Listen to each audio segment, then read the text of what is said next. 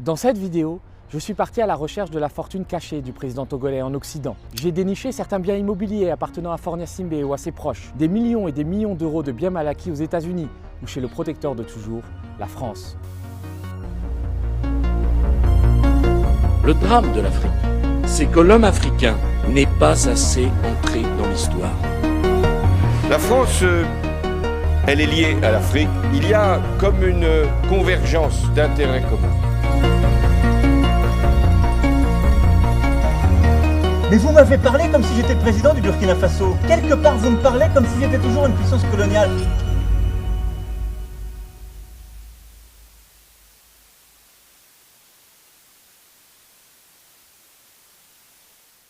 Aujourd'hui, 29 avril 2024 au Togo, se tiennent les élections législatives. On connaît déjà le vainqueur du scrutin. Il s'agit du parti de Faure Gnassingbé, un autocrate qui a succédé à son père à la tête du Togo. Il règne sur ce petit pays d'Afrique de l'Ouest d'une main de fer depuis 2005. Faure Gnassingbé vient de changer la constitution pour ne plus se faire élire par le peuple, mais par des députés acquis à sa cause. Le Togo fait partie des 30 pays les plus appauvris du monde selon l'indice de développement humain de l'ONU. Le revenu moyen y est de 70 € par mois. Près d'un habitant sur deux n'a pas encore accès à l'électricité. Si la majorité des Togolais vivent chichement, la famille Gnassingbé s'en met plein les poches depuis plus d'un demi-siècle. Le clan au pouvoir a acquis un important patrimoine immobilier en France, que je vous révèle en partie aujourd'hui. Je me trouve d'ailleurs dans le 16e arrondissement de Paris, devant un hôtel particulier estimé à 10 millions d'euros et appartenant à l'État togolais. Mais le président Faure Gnassingbé a longtemps utilisé ce manoir comme une propriété privée. Après la mort de son président de père, il y a logé sa sœur aînée, Tina Gnassingbé. Sauf que Faure peut se montrer aussi dur avec sa famille qu'avec le peuple togolais. Au début des années 2010, il se brouille avec Tina et lui demande de quitter cet hôtel particulier. Sa sœur fait de la résistance. Alors, Faure lui coupe l'eau et l'électricité et lui fait envoyer des courriers incendiaires pour l'obliger à quitter la demeure. Depuis, cette villa appartient toujours à l'État togolais malgré les menaces de saisie. Sauf que la belle demeure est visiblement inoccupée depuis 11 ans. Ah non, parce qu'en fait ça appartient à l'État togolais. Oui, je sais, il peut faire des travaux qu'on n'a jamais fait. D'accord. Il y a une dizaine d'années, il vivait là. D'accord, c'était là. Ok. Ok, donc c'est squatté. Ah, non, non, non, on est journaliste, on travaille sur le patrimoine de l'État togolais et tout ça. Ici, voilà.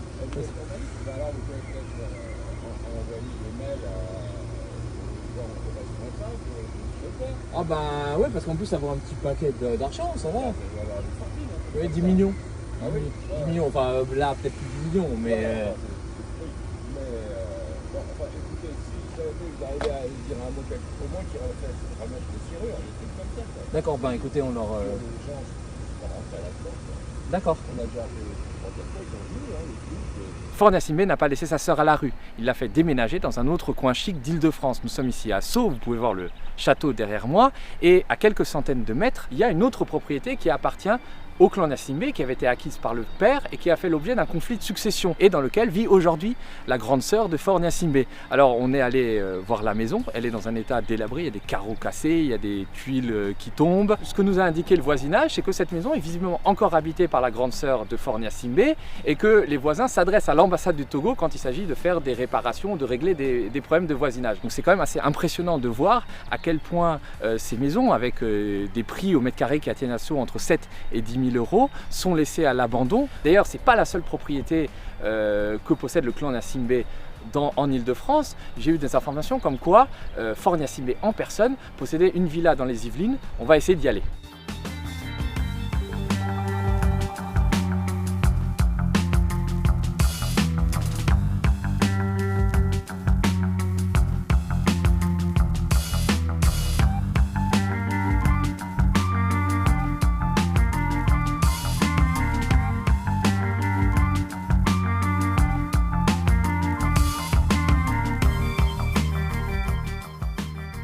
Alors ici on est dans une banlieue cossue des Yvelines, tout près d'un golfe. Alors vous avez des haies bien taillées et c'est ici que le président Faure Gnassingbé a acheté une maison en 1998, une villa. Alors le montage est un peu particulier, on l'a découvert. C'était une société luxembourgeoise qui avait d'abord acheté la villa avant de céder des parts quelques mois plus tard à Faure Gnassingbé, qui était encore étudiant à l'université Paris-Dauphine et qui résidait selon l'acte de vente dans un camp militaire au Togo. Et cette société donc avait cédé les parts à Faure Gnassingbé, qui avait aussi récupéré un prêt qui avait été accordé par une filiale d'une banque suisse. Les banques suisses étaient connues pour accueillir l'argent du clan Gnassingbé, l'argent qui était détourné et qui appartenait normalement au peuple togolais. Donc on va essayer d'aller voir cette maison qui appartient donc depuis 1998 au président togolais.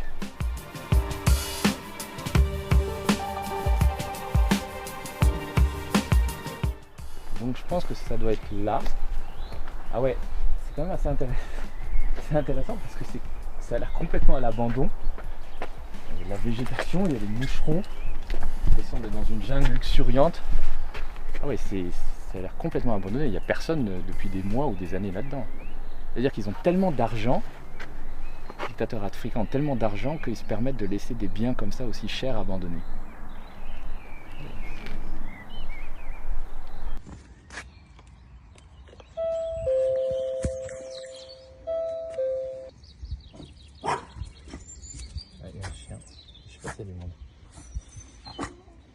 Bonjour. Bonjour madame. Écoutez, je voulais vous demander, je suis journaliste et j'enquête sur la maison qui est à l'abandon là. Oui. Vous connaissez? Bah, tout le monde en parle un peu. C'est la maison prise. C'est la maison prise dans Togolais. La maison. Ouais, mais c'est comme depuis combien de temps elle est abandonnée? Dites-moi. Alors moi ça fait 15 ans que je suis là, elle était déjà abandonnée depuis longtemps. Donc on est là depuis au moins plus de 20 ans. Ok. Jamais personne. Bon, c'est intéressant. Personne. Parce qu'elle voit un petit paquet. Oui, mais dont j'ai appris, mais je ne sais pas si sûr, c'était que c'était un couple qui était en instance de divorce. Oui. Et puis bon, ils ont ça comme vous avez une baguette de pain. Ce sont de véritables maisons fantômes que nous avons découvertes. Faure Gnassingbé a tellement de biens immobiliers qu'il peut se permettre d'en laisser certains à l'abandon. Il a visiblement tellement d'argent qu'il ne sait plus par quelle fenêtre le jeter.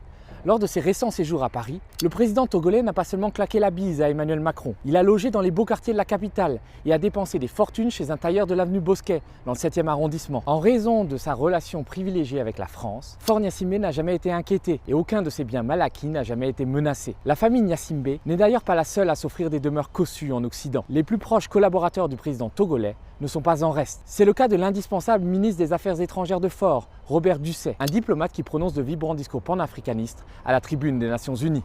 L'Afrique a besoin d'un partenariat respectueux, de la stricte dignité de chacun. Nous voulons être vos partenaires et non vos sujets. Nous voulons servir nos peuples et non servir des intérêts étrangers. Nous sommes fatigués par le paternalisme. Nous sommes fatigués par votre mépris de nos opinions publiques, votre mépris de nos populations et de nos dirigeants. Nous sommes fatigués par votre condescendance. Nous sommes fatigués par votre arrogance. Nous sommes fatigués et nous sommes fatigués. Je vous remercie. Si Robert Dussey est fatigué des puissances occidentales, il ne semble pas fatigué du mode de vie à l'occidental. En 2009, alors qu'il est encore conseiller diplomatique de Faure Gnassingbé, Robert Dussey s'offre une première maison aux États-Unis, en banlieue de Chicago, pour la modique somme de 315 000 $. En 2014, alors qu'il vient d'être nommé ministre des Affaires étrangères, Robert Dussey s'achète une villa avec 4 chambres, une belle terrasse et un jacuzzi pour la somme de 500 000 $. Le ministre des Affaires étrangères met le bien au nom de son épouse et surtout, il paye cash, sans avoir recours à un prêt. Ce qui suscite des questions. Comment un ministre togolais, censé gagner un peu moins de 3 000 € par mois, a-t-il pu s'offrir un bien d'1 demi-million de dollars, qui en vaut aujourd'hui près de 800 000 $? Comment fait-il pour payer la taxe d'habitation de sa maison américaine, qui se monte à 14 500 $ annuels, soit près de la moitié de son salaire de ministre? Mystère et boule de gomme. Malgré les discours de façade, le régime togolais ne semble pas prêt de rompre avec l'Occident, et notamment avec la France. Faure Gnassingbé, il cache trop d'argent pour se le permettre.